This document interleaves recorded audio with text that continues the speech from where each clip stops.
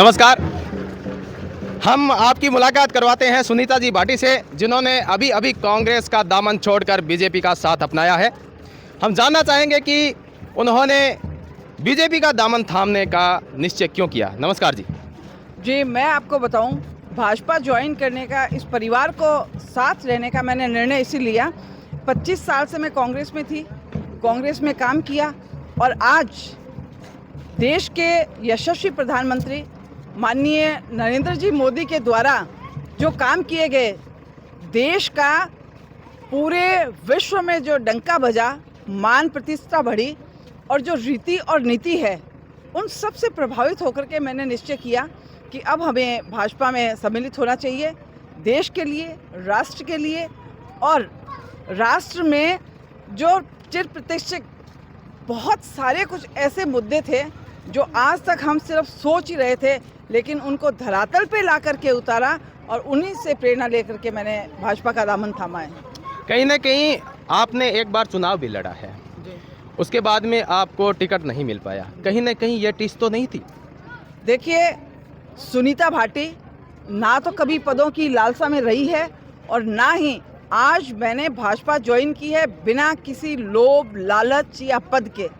मुझे आज तक पद की लालसा नहीं रही है। अगर मुझे पद की ज़रूरत होती तो मैं समझौते कर सकती थी, लेकिन मैंने सिद्धांतों की राजनीति की है और भविष्य में भी जो जेसान की जनता ने मुझे मान, सम्मान और स्वाभिमानी महिला के रूप में, और मैं महिलाओं के स्वाभिमान का प्रतीक होकर के इस जेसान में काम करूंगी और लोगों को एक आगाज के रूप में ये बता दूंगी कि महिलाओं ने हमेशा देश और राष्ट्र के मान सम्मान के लिए काम किया है। मैं महिलाओं के मान सम्मान की प्रतीक हूँ, इसलिए मैं समझौता में कभी नहीं आऊँगी। इस बार क्या मुख्य मुद्दे रहेंगे और आपका किस तरह का सहयोग रहेगा पार्टी को? देखिए, जैसे आज मैं लंबी चौड़ी बात नहीं करके, हम लोग नोक में खड़े हुए हैं।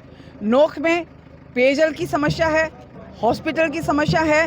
करीबन 5,000 से 5,500 की आबादी होने के बावजूद बात करते हैं महिलाओं की, लेकिन बालिका विद्यालय नहीं है, हॉस्पिटल में डॉक्टर नहीं है, स्कूल में टीचर नहीं है। और माननीय मंत्री जी कॉलोनाइजेशन के मंत्री हैं, लेकिन 1 बीघा भूमि किसी को नहीं दी। बहुत सारे ऐसे मुद्दे हैं, पानी के, बिजली के, शिक्षा के, इन्हीं सब मुद्दों को लेकर के हम जनता के बीच में हैं। पिछली सरकार की सुरक्षा व्यवस्था को देखते हुए, आप एक महिला है और पिछली सरकार की सुरक्षा व्यवस्था को देखते हुए आपका क्या कहना है? मैं आपको बताऊं, जो इस कांग्रेस पार्टी की बहुत बड़ी नेता कहलाती हैं और यूपी में उन्होंने नारा दिया था, लड़की हूँ, लड़ सकती हूँ, लेकिन वो एक सिर्फ ढकोसला रहा। ना तो उन्होंने महिलाओं के लिए कोई लड़ाई की और पूरे हिंदुस्तान में कानून व्यवस्था और महिलाओं के अत्याचार में राजस्थान सबसे उच्चले पायदान पर है। महिलाओं पर अत्याचार बढ़े हैं, छोटी छोटी बच्चियों को पालने में नहीं छोड़ा गया। फिर ये किस मुंह से बात करते हैं कि लड़की हूँ, लड़ सकती हूँ? आने वाली सरकार अगर आपकी बनती है तो आप महिला सुरक्षा के लिए क्या मुख्य कदम उठाएंगी? देखिए, हमारा यही प्रयास रहेगा। जो मातृशक्ति है, महिलाएं हमारा मान और सम्मान है और ये सनातन संस्कृति रही है। मातृ देवो भव, माँ को हमने स्वर्ग से बड़ा माना है। उसके मान, सम्मान और सुरक्षा का पूरा वादा, पूरा भरोसा, और भरोसा दिलाएंगे नहीं।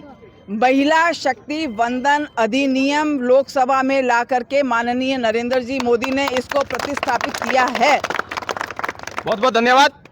ये थे सुनीता जी भाटी, जिन्होंने कांग्रेस का दामन छोड़ा, बीजेपी का दामन थामा। और इनका कहना है कि जो कांग्रेस है वो अपने वादों पे खरी नहीं उतर पाई, इसलिए मैंने है वो बीजेपी का दामन थामा है। और आने वाली सरकार अगर बीजेपी की बनती है तो महिला सुरक्षा को लेके नए कानून बनाए जाएंगे और आश्वस्त किया जाएगा जनता को कि महिला सुरक्षा और प्रदेश के अंदर महिला को किसी भी प्रकार का कोई दिक्कत नहीं होगी। और स्थानीय मुद्दों को लेकर भी उन्होंने कहा कि पेयजल की समस्याएं, युवाओं की समस्याएं, उनको लेकर भी सरकार है जो चलने वाली है। कैमरामैन रामत अग्रवाल के साथ में मैं मनीष गोस्वामी। मिलते हैं अगले वीडियो में, तब तक के लिए नमस्कार, जय हिंद, वंदे मातरम।